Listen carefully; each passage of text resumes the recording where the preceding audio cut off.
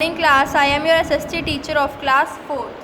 Today I will continue the reading of chapter number 10 on page number 46. Open page 46. Let's start the reading.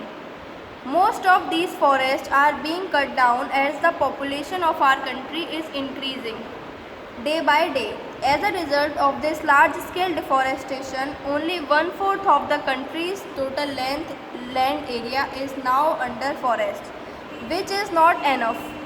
We must have at least 1/3 of the land area under forest. The government in many states of India have passed laws for protection of trees and have meanwhile taken steps to increase the forest areas. The common people have also become aware of the importance of saving the forest. In 1974, people of Garhwal under the leadership of Sundarlal Bahuguna started a movement in which volunteers put their arms around trees and marked to stop them from being cut down.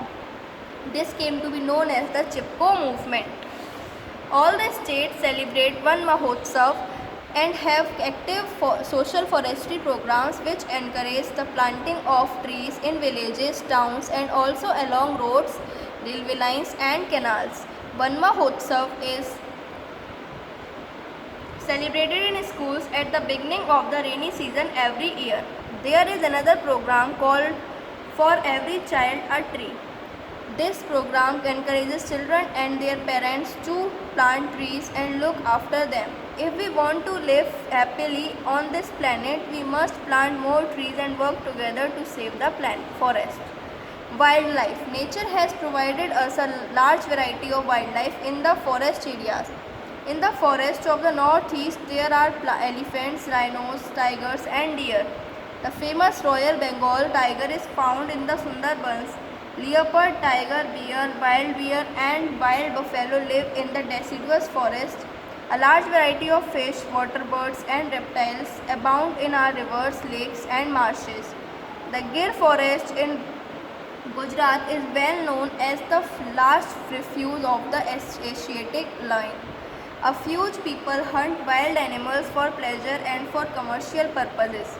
As a result, several species of wild animals have become extinct or are endangered.